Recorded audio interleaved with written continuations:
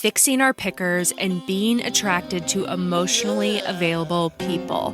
What a concept. My name is Andrea, and this is Adult Child.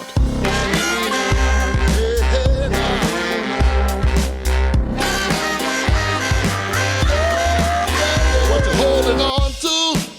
Just let it all go. What's making you slow now? Just let it all go. What you got to do? Welcome back to Adult Child, where we take a deep dive into the impact of growing up in a dysfunctional family. And today, we are diving deep into fixing our broken ass pickers. Yes, BPS, Broken Picker Syndrome Recovery. As we talked about in episode 5, and if you haven't listened to it, I highly recommend that you do. BPS is one of the most common symptoms of being an adult child, getting in and staying in the wrong relationships with the wrong people. But the good news is that BPS is fixable. In fact, it is a natural repercussion that will occur as we heal, as we reprogram the faulty programming of our dysfunctional upbringings. And this was my experience, which I will be sharing with you all today, as well as the final chapter to the Brian number 2 story that I teased in an earlier episode. Then I will be chatting with relationship coach and former BPS sufferer, Adam Moraskis. Now, this guy is Mr. Fix Your Picker. Like literally. His website is fixyourpicker.com. His Instagram handle is fixyourpicker. And he's going to tell us all about his former broken ass picker, how the hell he fixed it, and how he now helps others to fix theirs. So let's not waste any more time and have at it.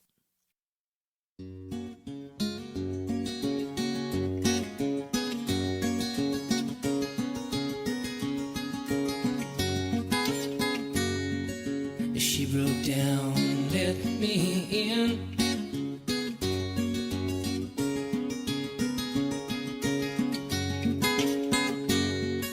Made me see where I've been.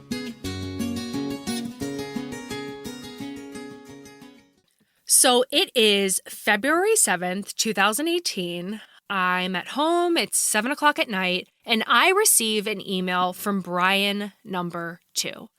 Now, it has been about 5 weeks since he broke up with me, and throughout those 5 weeks, I had been doing pretty okay, at least in my standards. I was still in a shitload of pain, I was still rather miserable, but I was not as miserable as I had been the whole time that we were dating. And I had also been working with my therapist twice a week. But again, it had only been 5 weeks. I was by no means healed. And with that being the case, I responded to his email. So some emails are exchanged. And within an hour, he is at my apartment. So we spend about 15 minutes or so catching up, and then the conversation shifts to the conversation that exes often have prior to having post-breakup sex. The friends with benefits talk. The can we be friends with benefits without one of us getting hurt talk. The I want to have sex with you, but that does not mean I want to be in a relationship with you talk. Now, in this situation, you typically have the person who can handle this. And this is often the person who probably ended the relationship. And then we have the other person. The person who says they can handle it, but they really can't handle it, and they just secretly hope that eventually this will turn back into a committed relationship and ends up just getting hurt in the end. And that had always been me. I had always been that girl. That had been me with Ball Boy. That had been me with Mr. Looks Great on Paper, sleeping with them post-breakup in hopes that they would realize that they couldn't live without me. But guess what? That never happened. And it just resulted in more pain and more suffering and more shame. So here's my chance to do something differently, guys. But like I said, it had only been 5 weeks. I was not healed. While I had healed enough to know that Brian number 2 was not my soulmate, while I had healed enough to know that sleeping with him would not result in happily ever after, while I had healed enough to know that this would only result in more pain and more suffering, I had not healed enough to where I was strong enough to not do it. So we do it, and we start hanging out again. But things were different than before. This was mostly because of the boundaries that Brian number 2 set into place, and thankfully boundaries that I did not try to push. We saw each other once, maybe twice a week. It was typically during the week. We usually hung out at my apartment. Occasionally we went out to dinner. But I was not going out to bars with him and playing babysitter. And I was not leaving work at 11 in the morning to go pull him out of bars. And I was not carrying him up 3 flights of stairs after a night of drinking. And I wasn't living in a constant trauma response. There were times where my hypervigilance would flare up, but with much less intensity and for much shorter durations. And my state of being was not being dictated by him. I was actually showing up for work, both physically and mentally, and I was not breaking commitments and responsibilities at Brian number 2's beck and call. And I had gotten back into the center of the recovery boat. I was going to tons of meetings, I got a few service positions, and I picked up a few sponsees. So basically what I'm trying to tell you is that I was a somewhat functional human being. But most importantly, what I was doing differently was that I was not keeping any secrets from my therapist. And this was completely new behavior for me. When I had found myself in this situation in the past with Ball Boy, with Mr. Looks Great on Paper, I wasn't completely honest with a single soul because I knew what they would say and I knew that they were right. And I was going to do it regardless because I didn't want to be helped. I didn't want to do things differently. But this time, I did want help. And this time, I truly did want to change. This time, I truly wanted to do things differently. So I was completely honest with her. On top of that, we were working through the unfinished business of my past, these scars of my childhood, and how this had impacted my life as an adult, and especially how this had shown up for me in romantic relationships. And I began to see how the sense of purpose that I felt taking care of my mother as a kid had resulted in me being attracted to those that I could take care of. And how, as a kid, the only times I felt that my dad was emotionally available to me was when my mom was drunk and emotionally unavailable to him. And how this had resulted in me being attracted to emotionally unavailable men. And how, as a kid, I always felt that my dad had chosen work over me. And how this had resulted in me being attracted to those who never made me a priority in their life. And how my parents' inability to confront and address the dysfunction within our home had resulted in me tolerating and withstanding dysfunctional, toxic relationships.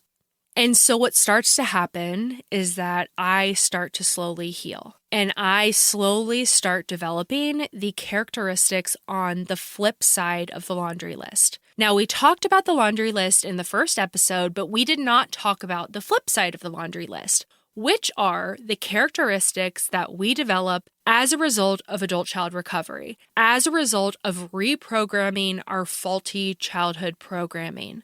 We no longer have a compulsive need to recreate abandonment in our lives. We avoid emotional intoxication and choose workable relationships instead of constant upset. We no longer view rescuing or pitying someone as an act of love. And so as I start to slowly heal, I slowly stop being attracted to Brian number 2. and I slowly stopped enjoying his company. He would leave my apartment, and I would think to myself, that really wasn't very enjoyable. I think I would have preferred to have spent the last few hours by myself. It wasn't like it was torturous, it just was not pleasant. But you guys, I have a built-in forgetter. Many of us have a built-in forgetter. And a few days would go by, he would text me to hang out, and I would totally forget that the last time we hung out kind of sucked. And for some reason, I would think that this next time would be fun. And it never was. And I started to see how this person that I had been convinced that I could not live without, this person that I thought was my perfect person in spite of his drinking problem, was not my person. And that even if he were to get sober, I still wouldn't want to be in a relationship with him. This had nothing to do with him and everything to do with me. I was changing. And I wanted to cut the cord, but I couldn't cut the cord. Partially because he was obviously still fulfilling some sick, unhealthy need within me.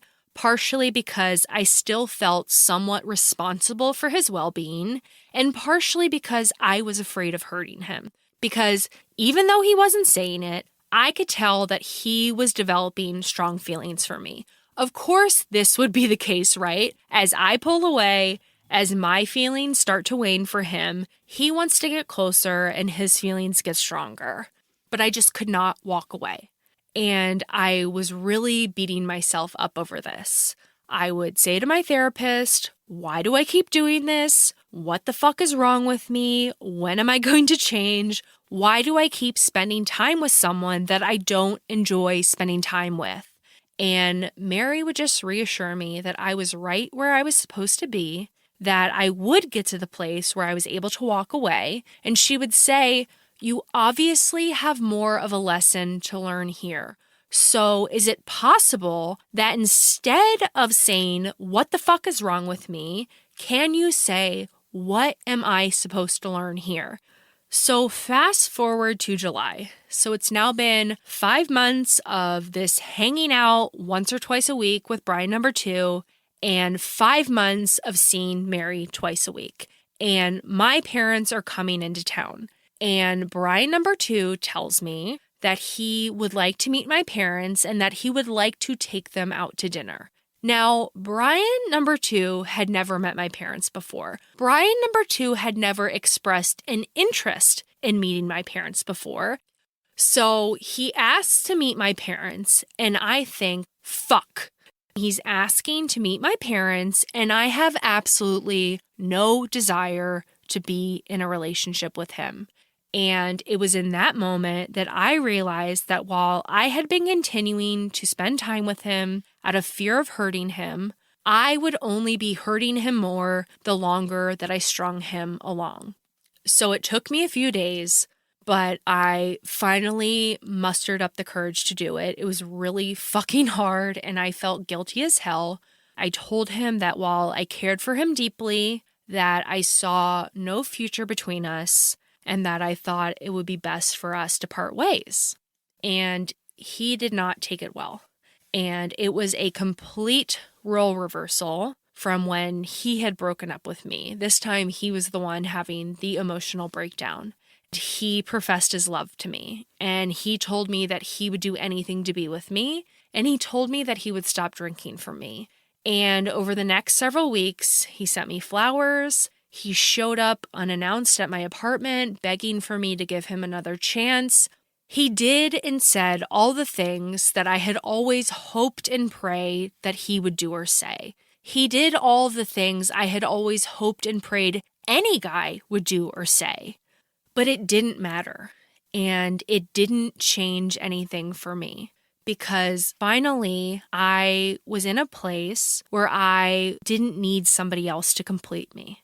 And to this day, I still care deeply for Brian number 2, and I have immense gratitude for him. I have immense gratitude for Brian number 1 and for all of the dudes my broken ass picker picked.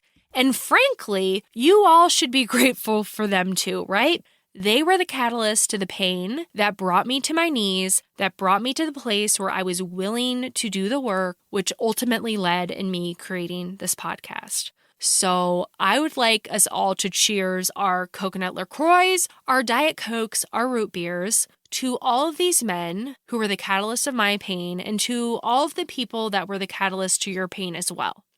So after this, I stayed completely single, like no dating, nothing for quite a while. It was probably at least a year and a half before I decided to dip my toe back into the dating pond.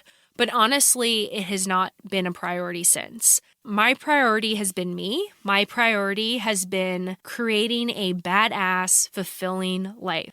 But what I will say is that with the little dating I have done, I have noticed a huge fucking difference. A huge difference in the types of guys I'm attracted to, and a huge difference in the way I operate in dating. Like when I have a good first date, I am not planning my wedding on the way home. And when a guy doesn't text me back after 30 minutes or even a few days, I am not in the fetal position wanting to die. And this is a huge fucking miracle. Like seriously, this is a huge miracle and this is a huge blessing to not just me, but also to all of my friends who had to deal with the emotional vampire and Debbie Downer I was whenever I was dating for many, many years. So now for my conversation with Adam. The truth of the matter, my dear shit shows, is that there is a huge overlap in those of us who grew up in a dysfunctional family and those of us who are suffering from ADHD. I myself got diagnosed with ADHD about a year ago, and getting this diagnosis and treating this diagnosis has made such a difference in my productivity and getting shit done. Now, let me tell you about Done. Done is an online ADHD care platform where you can get all the resources you need to help manage your ADHD. Take a free 1-minute assessment and book an appointment with a licensed ADHD clinician as soon as the next day. Get continuous care, one-click refills, insurance coverage, and 24/7 care team support with Done for just $79 a month and pharmacy copays as low as $0. Visit get.donefirst.com/podcast to learn more. Again, that is get.donefirst.com/podcast. Done. Turn ADHD into your strength. Been down one time, been down 2 times, never going back again.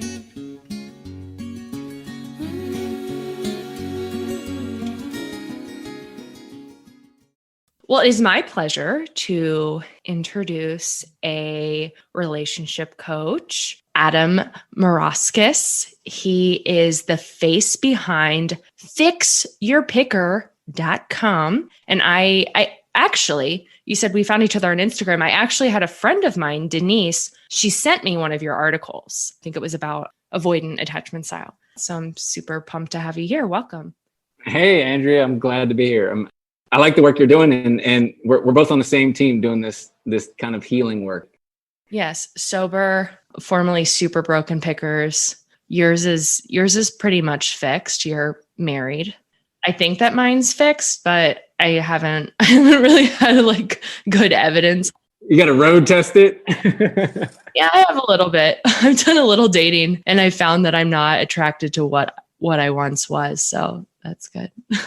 That's a great feeling. I remember the moment that it shifted for me. It was miraculous. Oh, cool. I definitely want to get into that. So why don't you tell us a little bit about your journey with your broken picker? What led up to realizing that thing was real fucked up? I guess early on, I just always gravitated towards other hurt, broken people because that's what I was. That's where I came from. And so that was my people, that was my tribe. That's who I was hanging out with. And that's who I was trying to mate with.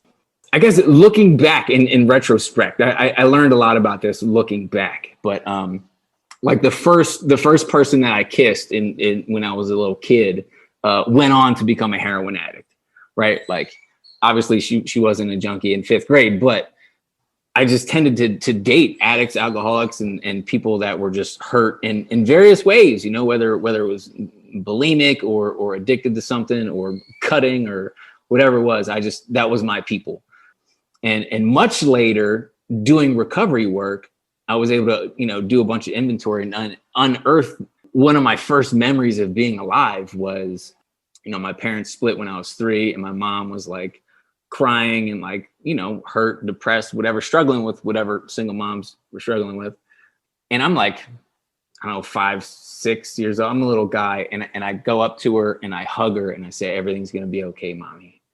And it turns out that every person that I ever dated from that moment forward was exactly that. It was me finding a hurt, broken, depressed woman that I could go make it all better for.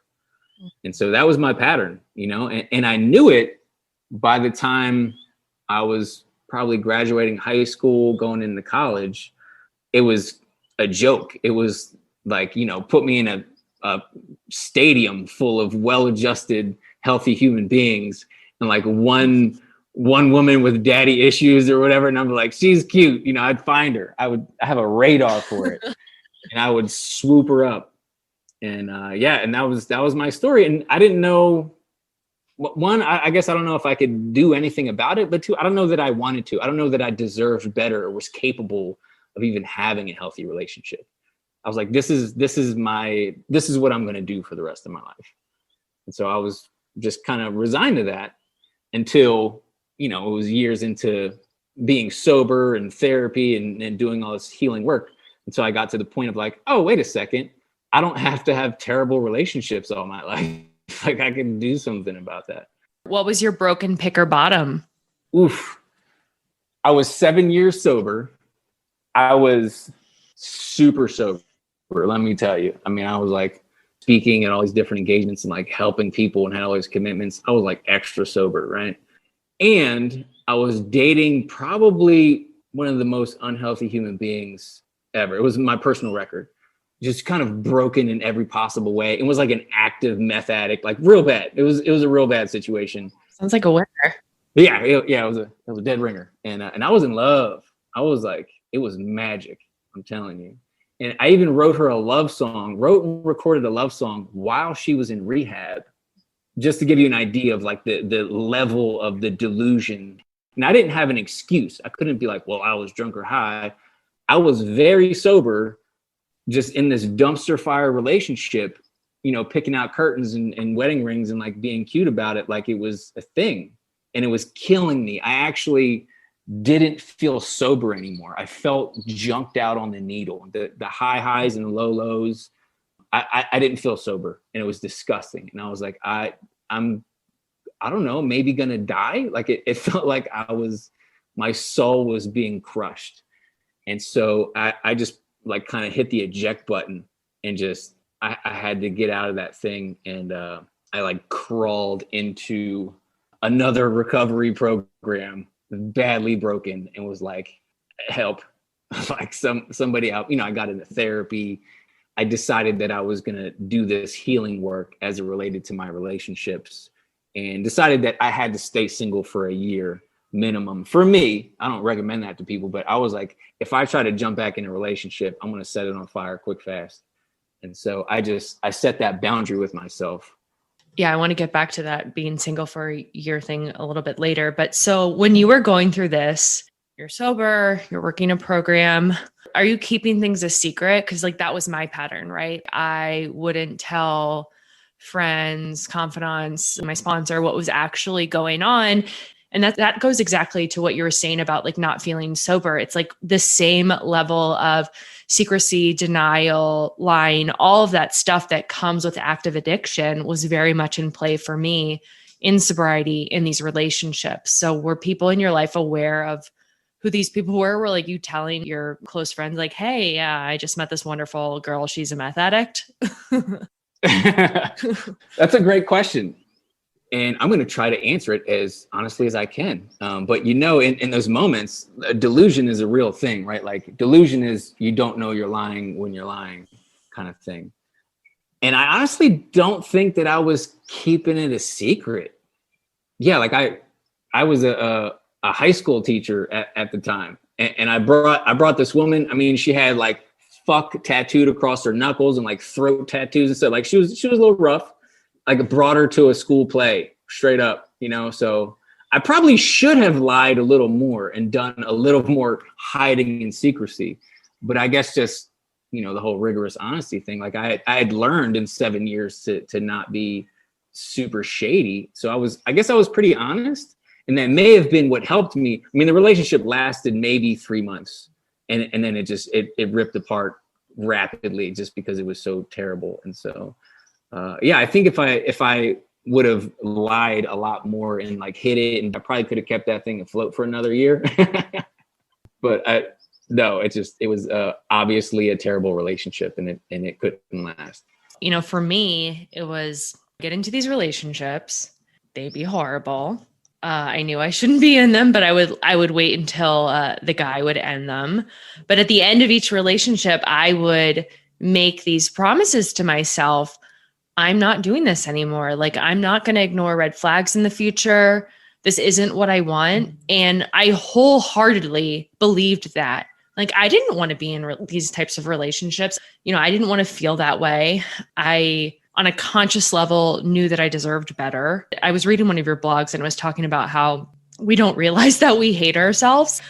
On the surface, I thought that I was somebody with high self-esteem, with high self-worth, but my actions in romantic relationships clearly showed otherwise. My actions, behaviors showed that I thought very little of myself. And so, of course, I get into a new relationship full on board of doing things differently and then being completely incapable of doing so and not understanding like why this kept happening to me. Did you have a similar experience? Absolutely. Yeah. It's almost like I would meet someone and I would write a list of their positives and their negatives. And then I would take the negative list and just throw it out the window and just be like, oh, this person is magnificent in all these ways. Like I said, I'd done a whole bunch of inventory and you know, written out this new ideal for how I was going to conduct myself in relationships. And yeah, if someone would be like, hey, you're cute, and I would just set it on fire. You know what I mean? Like, and again, it might be like a low self-esteem thing, a self-worth thing that even on a subconscious level of like, oh, I'm a great person and I deserve all this stuff. But my actions didn't indicate that. Mm-hmm. And I had a friend in sobriety who used to say that her self-esteem was so low, you just had to pat her on the head and her panties would fall down. and that makes sense to me. I get that. I understand that. And just the inability to do it differently. Because actually, I grew up in Delaware. I lived in Delaware for 28 years. I don't want to hear any jokes about it, but I decided one day, or I found out like, oh, I get to decide where I live. And I was like, oh, this is great. And so I decided to move to San Diego. And I was like, you know what? I'm going to quit my job and sell a bunch of stuff and just like drive west with $1 and a dream. And were you sober at this point? Yeah, I was in the sobriety game and was feeling great. And I was like, I'm going to move out there. And I mean, I didn't know anyone on the West Coast. And I was like, all right, I'm going to recreate my life. So I need to spend a year single. I told myself, I'm going to go out there and just focus on building a new life for myself and doing my thing. I'm going to be single for a year and just create a life for myself, put down some roots, get something going.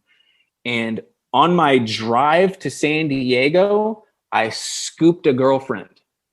I swear to God, I'm not making this up. I got one like en route. Like at a truck stop? Basically. Right? Just like picked one up and was like, yeah, this is my girlfriend now. Yeah, I do have a history of just like swooping up stray women from various locations, just randos. And I was so committed that I'm going to do this thing. I want to take care of myself and I was physically unable to pull it off. Right. And so, yeah, and it was her. And then I think after my relationship with her, because, you know, I destroyed that one too. After the relationship with her was my rock bottom, you know, with the next woman I dated. And I was like, you know what, like this is an actual problem, right? Because I'm familiar with addiction. I'm very familiar with addiction. So addiction, for anyone who doesn't know, you know, it isn't like, hey, I want to do some drugs and you do some drugs. Like that's called you wanted to do drugs. Addiction is when you say, I don't want to do this anymore. and you just keep fucking doing it. Mm-hmm. That's an addiction where you're powerless. People go, why don't you just stop? Well, if I could, I would. Were you typically the one that would end the relationships, or would it be the woman? It was either which way. I had experiences of getting cheated on, being left. I don't know if it was 50-50, but one thing that I would do was get into a relationship. I'm unhealthy. She's unhealthy. You know, it would start to look like a relationship. We would like, you know, move in together and stuff and try to be functional. And I would be like, oh, hell no. Like I can't pull this off. I mean, I would play a good game and like, you know, I would look real adulty about it, but I would just know deep down that like, I'm not capable of doing this. And actually, to get more detailed, is one of the things that I would do was I wouldn't communicate my wants or my needs or my preferences, my boundaries, any of that stuff. Cause I got this anxious attachment style where I'm like, you know, I just need someone, like, don't leave me. Yeah, you're afraid to run them off. Yeah, Exactly. And so I would just sweep all my wants and needs under the rug and then be resentful as hell that I wasn't getting my wants or needs met.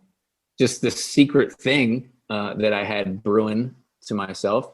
And then I would be unable to go on anymore with just suffocating with unmet needs because I wasn't asking for any of them to be met.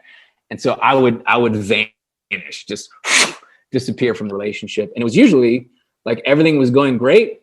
And then Adam was no more, right? Just ghosting. You were the ghoster. I'm not proud of that. But I didn't know how to life. Mm-hmm. And so that's, that's all I had. That's the only thing that I was working with. So for me, that's when I was the craziest, was when the relationships would end. It would be like my husband of 30 years just died from a heart attack randomly, when it's like my alcoholic, emotionally unavailable boyfriend of 3 weeks just broke up with me. I was somebody that I would be in so much turmoil for such a long period of time that I wasn't somebody that could hop from one to the next. It would just take me forever to get over this huge loser before I could even be in a place to be open to the next big loser. But so were you one that hopped from one to the next? It sounds like you're a hopper. Yeah, I had a little bit of both. I had some experience of being crushed and being devastated after a relationship. But yeah, I also had some experience with being able to just turn it off. Because here's the deal. Like I grew up in kind of an unsafe childhood, right? Like it wasn't safe to want things or need things or trust people or talk about things. Like it just wasn't safe. And so one of my defense mechanisms was to not need anything from anyone, right? Like I got a job when I was 10 years old. By 9th grade, I had 2 jobs. It was like a grown ass man. You know what I mean? Like I just, my ticket out of childhood was to just grow up super fast and not need anything from anyone. Mm-hmm. And so what would happen is I would get in relationships and be like, I love you. This is magnificent. Let's be together forever. But if you leave me, I'll be fucking fine because I don't need anybody, right? Like I had this wall around my heart. I didn't even know it was there until after I had a 5-year relationship ended and was doing some inventory on it. And a friend of mine was like, have you ever had your heart broken? I was like, what kind of question is that? And, but I thought about it and I was like, no, I had never allowed my heart to be broken because I was like, I don't need you. I kept people at that kind of distance. So this is weird because I have both an anxious attachment style and avoidant attachment style characteristics. I have a little bit of both, right? Which is probably good as a relationship coach because I can relate to everybody, right? Like I get it. And I think it's actually very common because abandonment usually leads to an anxious attachment style, right? So if we have a parent that bounces on us, we feel like we're not getting that attachment need met and we chase after people. And then also enmeshment, when we have an unboundaried, overbearing kind of parent, that creates this avoidant style because it's like too much, we push away from someone. We need some autonomy and some space from people. And so, yeah, what happens for a lot of people, one parent is emotionally unavailable. And so there's the abandonment and the other parent uses the kids to meet their emotional needs. And so that's the enmeshment. So you get a little bit of both worlds there. So So you hit your bottom and you start working on this stuff. What are some of the key insights you think that really aided in your healing journey? Oof. Well, the one that just karate chopped me in the guts was when I realized that early memory of mine of like trying to fix my mom, and then that being all of my relationships, literally all of them. That's one of those things that when it shows up on your inventory and you throw up in your mouth a little bit, or it's just like, oh, I need to go cry in the fetal position. That was a big one for me. And then, so I guess really getting into recovery from codependency was huge. Well, let me throw this out there. I picked up Facing Love Addiction by Pia Melody. And this book it hit me so hard, I couldn't put it down. I read it in a couple of days, and then I formed a group of my close guy friends to go through it together. So I was like, hey, you guys, I found the answer. So we all sat around with our broken asses and read this book and like cried on each other and stuff. So that was huge. So this book takes a look at love addiction and love avoidance and kind of where it comes from. And so just a lot of self-awareness was necessary to even start this journey around codependency and attachment styles, love addiction, stuff like this. So a lot of learning. I would say it's huge to be a part of some type of healing group, some type of community. I mean, that's so important really for anyone. I mean, there's studies with people, after a bypass surgery, 2 years later, they're eating Doritos and pies and stuff, and they haven't changed their life, faced with death. And then there's, groups that were enrolled in a program after heart surgery with accountability and support and all kinds of things to, a community of people. And these people were able to change their lifestyle long-term years later, faced with massive lifestyle changes, change or die kind of stuff, right? I think a lot of that too has to do with is like the shame element of it, right? Because I think that when we're a part of a community and a group, we realize that we're not unique. And I think that when you kind of work through that shame piece of it, that allows for one to be able to actually recover and change. Yeah, no, you said it, but 100%. Shame thrives in isolation. Shame is, well, first of all, it's a universal human emotion. Everyone experiences shame, but like no one's really talking about it because we're ashamed of having shame. And so it's a vicious cycle, and everyone wants to pretend like their shit don't stink and they feel great all the time. But we all have shame. And so, yes, being in a group of other people, and you share your deepest, darkest, terrible thing about your life, and they say, yeah, me too. And you're like, oh, I'm not a loser. I just have this thing that other people have too, and they're healing from it. And so can I. Mm-hmm. So being part of some type of group, like I said, a little book study, join a 12-step group or a group therapy, anything, be part of a community of people that are healing from the same human experience that you're having, right? Like no one's really all that unique. We're all pretty much the same. There's always a group that we can join and be part of on this healing journey. Mm-hmm. So now I want to talk about, you said that you were single for a year. I guess I didn't date for maybe almost 2 years after my Brian number 2 bottom. But for me personally, and I know you just said it's not a requirement to clients to work with you like that, but for me, and I guess I can only speak from my own experience, but in my opinion, I really do think that is so fucking important to be alone for a little while. I just don't think that, I think we have our own work to do on ourselves. And then I think additional work has to be done in relationships, right? Like, I don't think we can fix all of it just by being alone, but I think we have to do that self-work first. I just don't see how people can work through their shit if their picker is really that broken.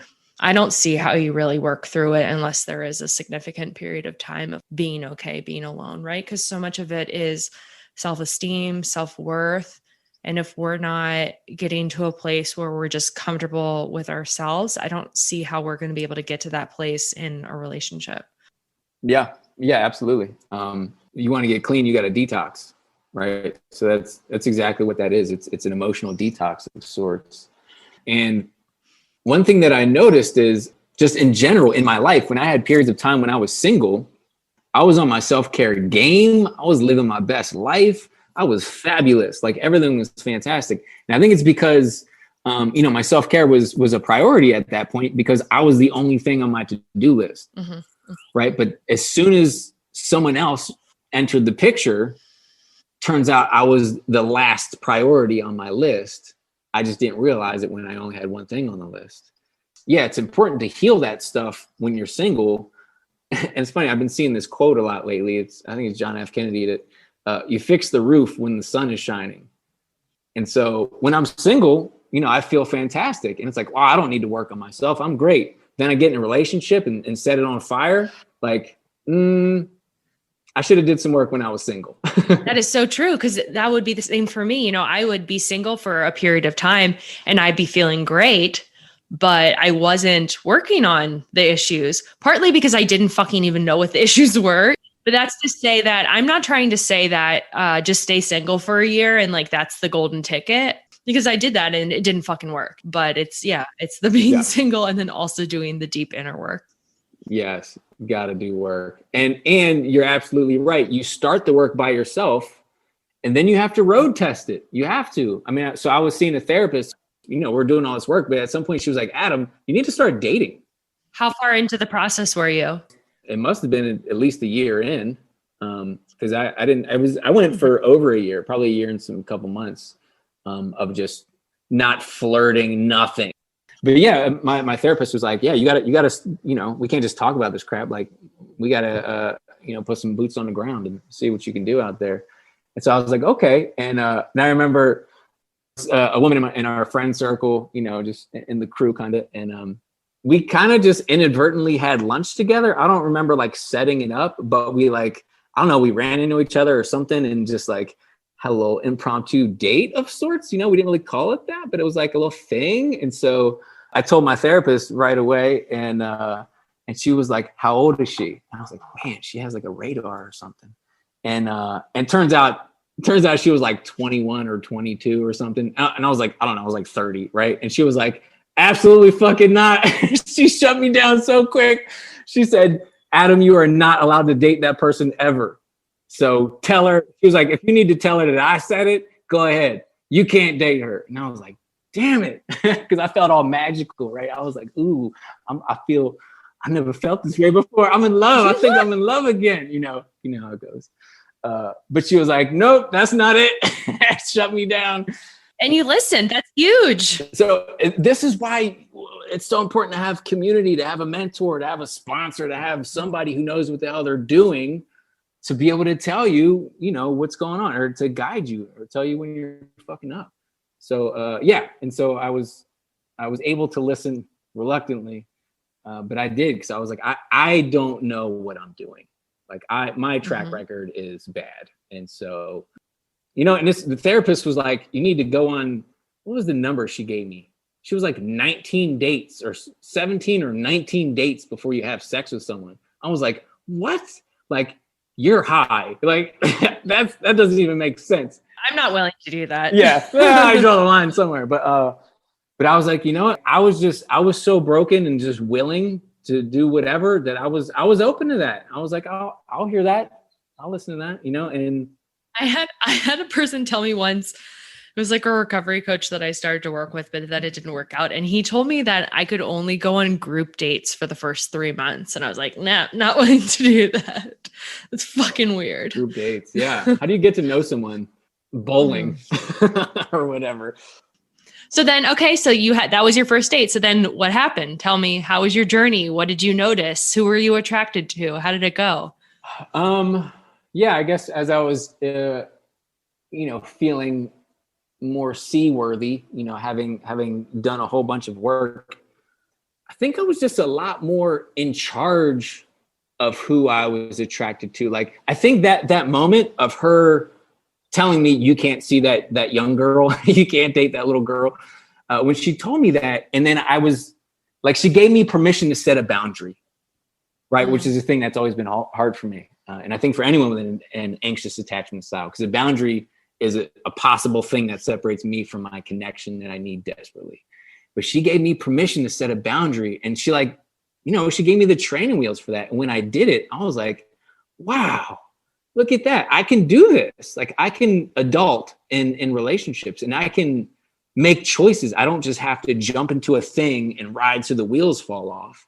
And so I started going on these little dates where, yeah, I would go on a date and like first date, you know, someone would start spinning their red flags and tell me about their horrible abandonment stories of their broken childhood. And I'm like, okay, then, you know, and I was able to be like, hey, this was a lovely dinner and it was, you know, nice to get to know you a little bit. And yeah, I don't see long-term compatibility here. So like, good luck out there, champ, you know? And I was able to just like walk away, it was new for me to be able to make those decisions, to walk away with dignity from a relationship, not like run away in the middle of the night or like, you know, set it on fire, sabotage it, or, you know, nothing, but just be like, hey, I don't think we're a good adult fit and just walking away. It was crazy. To act with integrity. Yeah, with integrity. And that's the thing. There's people who aren't acting with integrity, but it's not a moral shortcoming. It's just they're too wounded and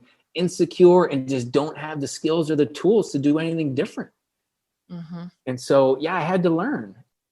And so I started actually dating. So here's the thing. I didn't know that dating was a thing, you know, for pretty much all my life. I would just like pick one and be like, that one's mine, you know, and just take a hostage. And that was it. There was no dating. I wasn't getting to know anyone. Like we moved in or had sex or did something immediate and drastic. And then it was like, yeah, we're together now. There was no rational thought to it. So then tell me about with your wife. How long had you been practicing dating before you started to date her? A couple years, maybe.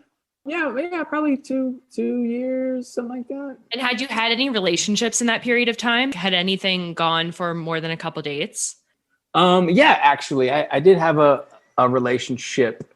Yeah, I dated, and then I got into a relationship with someone who I was like, oh, this could be a thing. And it was very healthy compared to everything I had ever done before. And I don't know, we might've been together for 9 months or something like that, maybe a year. Well, so then why did that one end? This person, and this is something that I'm glad I know and that I tell to my clients, is that she was fantastic in a lot of ways. And she like checked my top 5 boxes of like what I'm looking for in a partner. Really a wonderful human being. The other 6th box that is always there for anyone, like you have to check this other box if you want a relationship, is she wasn't willing to work on her shit. Mm-hmm. You know, if there was a conflict or anything came up, it was 100% my fault. She couldn't be bothered with it. She was like, yeah, that's your problem. You better figure it out and do it better next time. Like she couldn't own any part of it. Even if it was 90% my part, she couldn't own her 10. And I was like, this is not sustainable. You can't be perfect and I'm wrong all the time. Like that's not going to work out. And so it was a bummer, but I had to leave that relationship. Yeah, I really wanted that one to work. But when I was able to see that like, hey, long term, this is just not possible. Mm-hmm. I had to check out. I couldn't do it. And it wasn't a ghosty thing. It was like we talked about it and it was an adulty split. That's awesome. Yeah, it was great for me to not sell myself short. Because I'm real good at like trying to squeeze into a space to like, oh, I'll make this work. Like this will do, and a little duct tape and bubble gum, I'll hold this thing together. Like that's what I've been doing my whole life. Okay. So then your wife was your friend. Yeah, we were kind of just recovery buds, sort of. Like she was super into the Tony Robbins thing. And, you know, I ended up going to the Unleash the Power Within, you know, and so we were just all about, you know, just the healing and growth and recovery type stuff. So we were both kind of recovery nerds, and we exchanged gratitude lists for like a year. So we really knew each other super tight. And again, there was no thing there. There was no flirt. We were just literally just good friends on the same healing journey. Because I was in a relationship and she was kind of sort of in and out of, I don't know. She was doing her thing. I was doing my thing. And we were just good friends. And so we knew each other really well. My wife actually attended one of my fixer picker workshops that I did it at this conference in Arizona, and she attended it. You know, I was leading people through this process of designing your ideal partner. I mean, we do a whole bunch of other things, but that was one of the activities. And just writing down everything you could ever want in a partner. Literally anything, like Amazon Prime, custom ordered, person. And she just wrote down your name? No. She didn't. She was committed to like, I want to find my person. And she wrote down all these things, and it didn't even occur to her right away. But she, was kind of sitting with it and like just in this space of preparing to receive, I think. And she was on the flight back to, wherever she was at the time.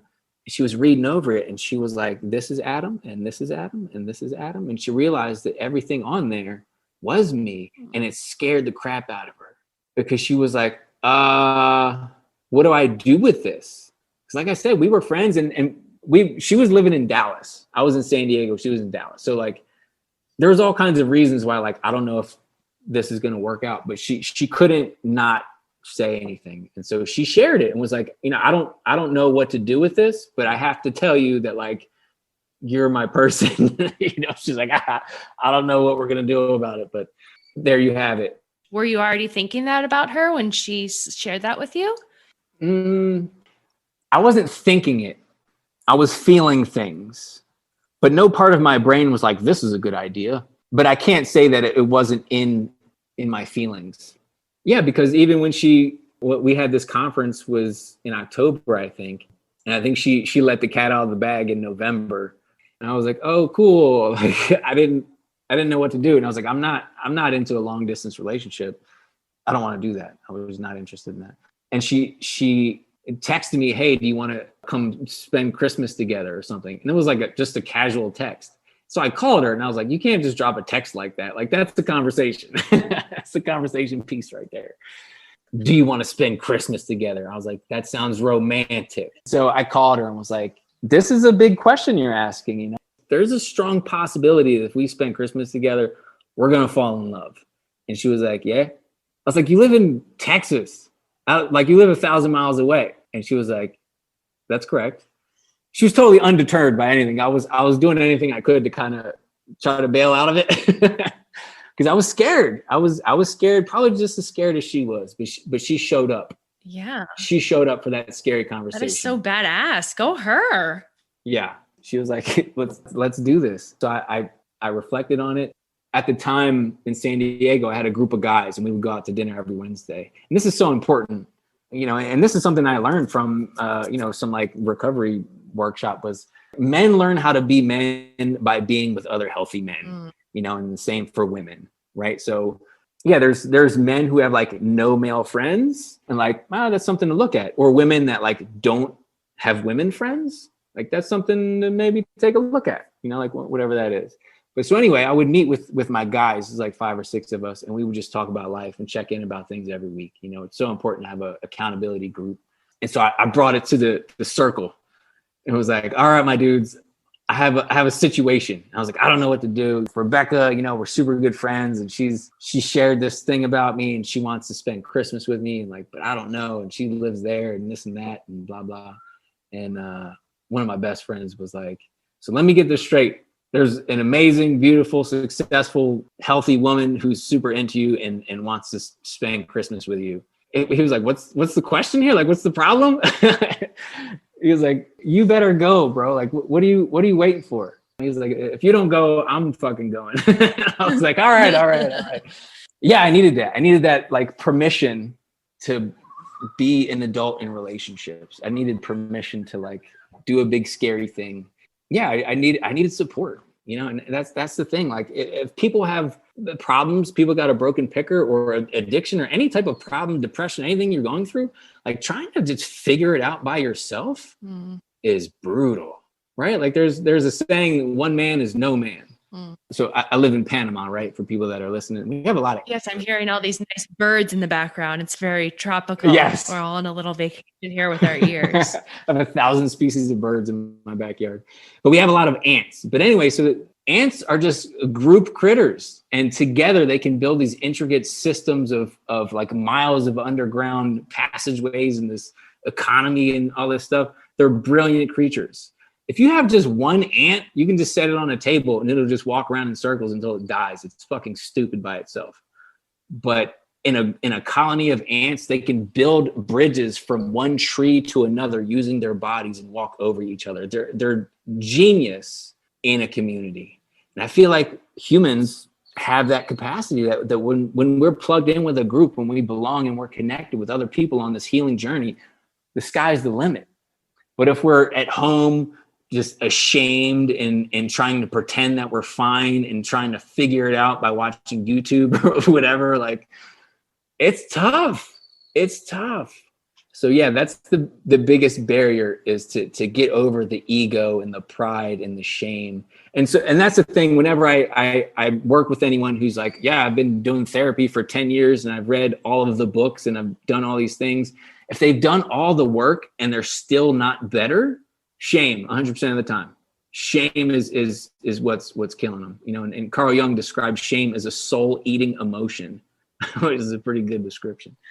So yeah, shame is a thing that not enough people are talking about. Mm-hmm.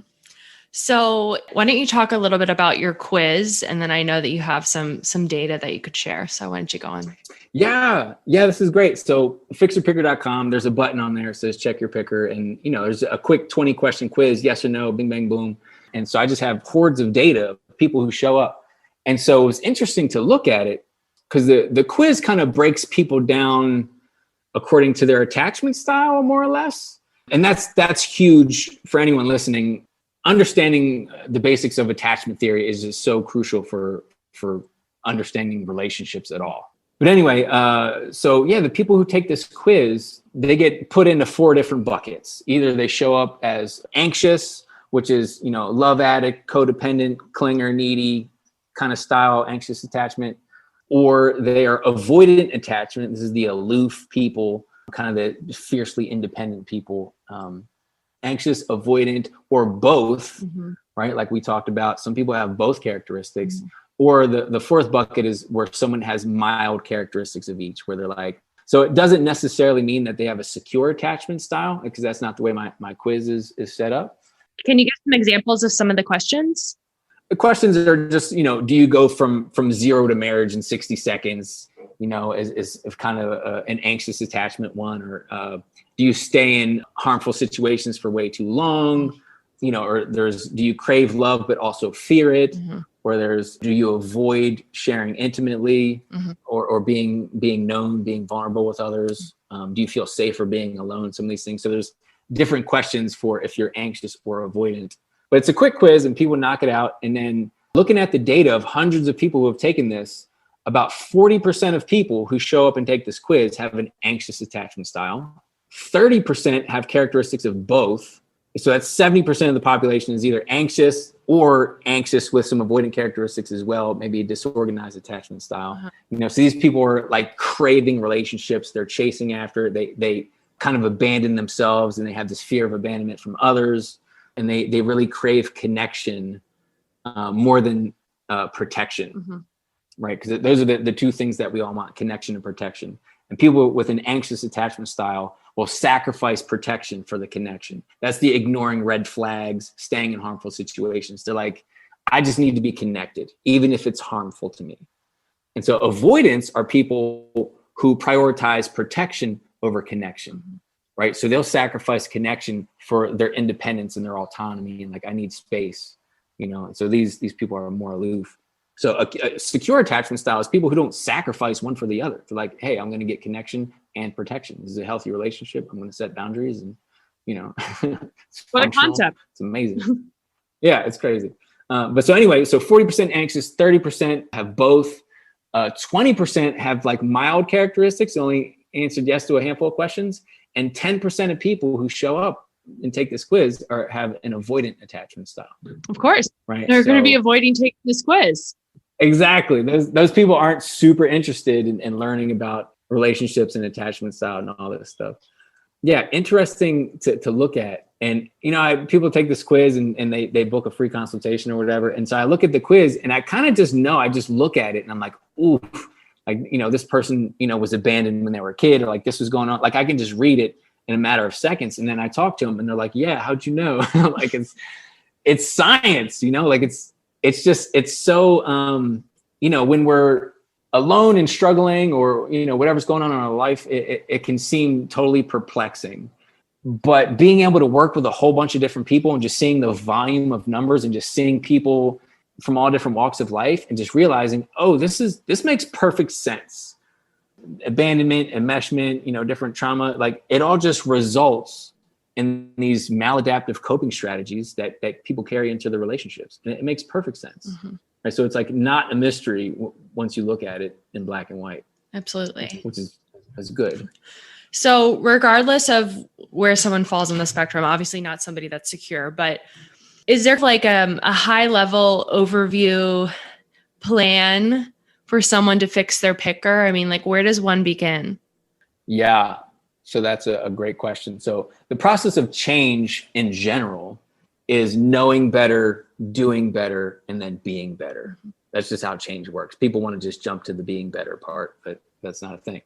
So there's a lot of self-awareness. And so inventorying, talking with a coach or a therapist and doing a little CSI work, right? A little crime scene investigation on your childhood, because everyone's childhood is quote unquote normal, right? Because you're just born into whatever you got going on. Everyone's childhood's normal. And they're like, yeah, this is what we do. And so they become adults because they're like, oh, I got to learn how to pretend like I know what I'm doing and pay bills and whatever. And people don't look at their childhood and find all the broken pieces and the trauma and the things, the neglect, whatever that affect deeply all of how they show up in the world, in their relationships, in their job, like everywhere. It all stems from your childhood, right? We don't have any new problems. All of our problems are old. And in fact, the most persistent adult problems we have were actually childhood solutions, right? So let's say it's a volatile household and your parents are fighting or whatever. You become hypervigilant. You learn how to like sense other people's feelings and emotions and know, like, is mom on the edge right now? Is she about to rage and break something? Like you become very, very hypervigilant. And people might say, oh, I'm an empath. I'm so empathic. Maybe you're just traumatized. Maybe that's a thing. So kind of making sense of your story, going back and taking a look at what happened to you when you were a kid and make sense. That has to happen. You have to make sense out of that story. But a lot of what happens with abuse or neglect, abandonment, enmeshment, all these things are technically all forms of abandonment, right? The child is being abandoned somehow, either mentally or physically, or even if a child's getting his ass beat, he's not getting the parenting that he should have gotten. So it's all abandonment. And so abandonment always results in self-abandonment. Always, always, always. And so the work of fixing your picker has a lot to do with reclaiming yourself, with a radical return to self, with getting in touch with your feelings, your wants, your needs, your preferences, your boundaries, just coming home to yourself in all of the ways. So yeah, there's a lot that goes into it, but that's, if I had to give you like a short answer, fixing your picker is just a lot about becoming a whole self again. So then we heard your success story. Is there a particular story or client that you have that it kind of gives you butterflies when you think about it? I've had the honor and privilege of working with some pretty neat people and seeing them make big turnarounds. Yeah, I worked with a single mom in Brooklyn who had kind of a deadbeat addict, kind of a boyfriend, but like not a boyfriend, just some like terrible thing. You know what I mean?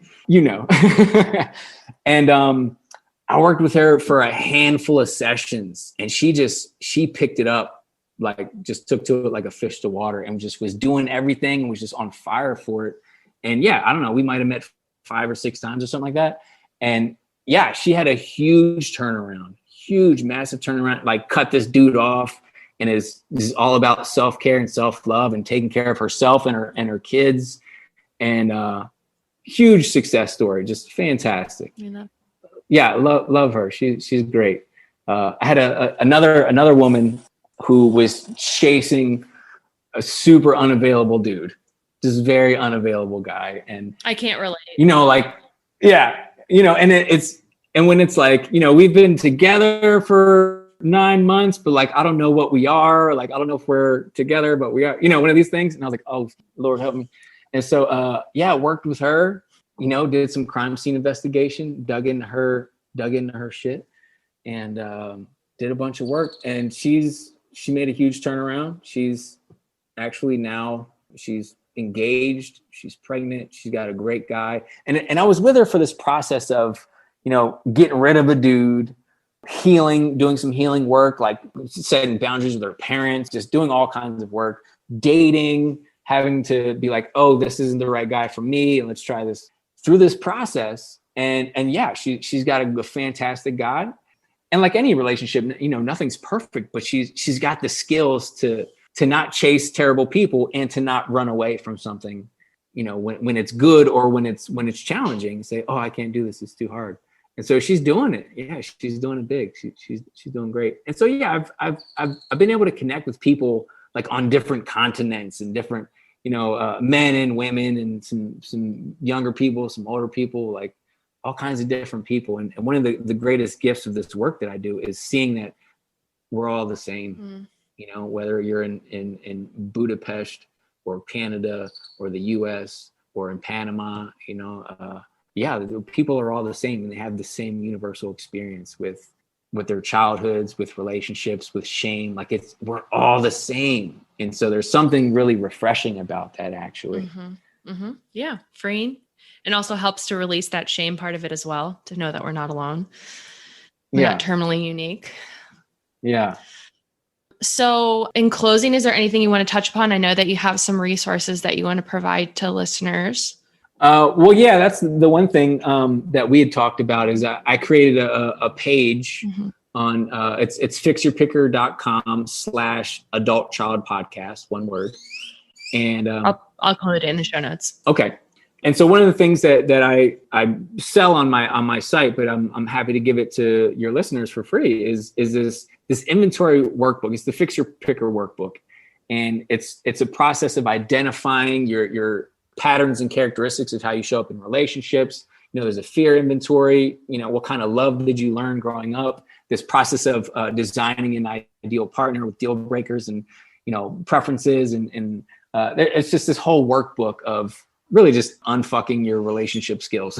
And it's something that I've developed over the years personally, and, doing workshops with tons of people and just getting input and working with people.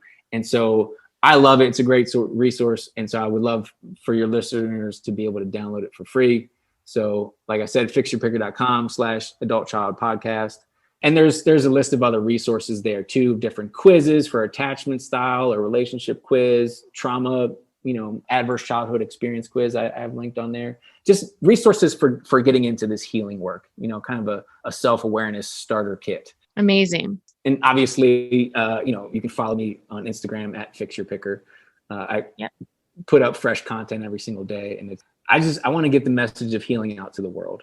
This is work that everyone needs to be doing, in my opinion. I mean, it's just the human experience. Like we all have shame. We all experience trauma. We all have, relationship problems. This is just being human. Like, why aren't we talking about this? I mean, they certainly don't teach about it in school. So like, we have to start these conversations. We got to plug into these communities of people that are doing this work. Because like 50 years ago, this wasn't a thing. I think there's just a huge awakening that's happening, that people are just, humanity, I mean, is just growing the fuck up. Talking about the ugly things, being transparent, having integrity around these things, and supporting each other through this scary thing called life. Yeah. Well, thank you so much. This was wonderful. And I will be sure to include everything about you, all the resources, your website, your Instagram in the show notes. So people, please hit a boy named Adam.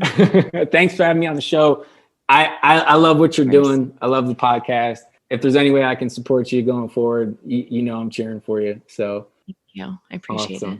Well, that wraps up today's episode. I hope you heard something that can help you on your own journey. Thank you again to Adam. Please check out the show notes for links to him, as well as other resources to help you on your own journey. That was a pretty long interview, so I'm going to skip Hit a Girl Up today. I have a few questions that I want to address, but the answers are going to be a little bit more lengthy. So we will do that next week. You can find me on TikTok and Instagram at Adult Child Pod. If you have not already done so, if you could please give me a 5-star rating on Apple Podcast, I will be forever grateful. And if you have comments, questions, insights, hit a girl up. Check out the show notes for details on how to contact me.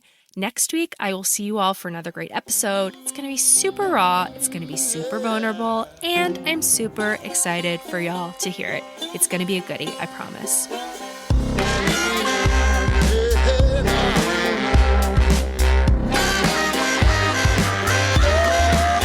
What you holding on to, just let it all go. What's making you slow now, just let it all go.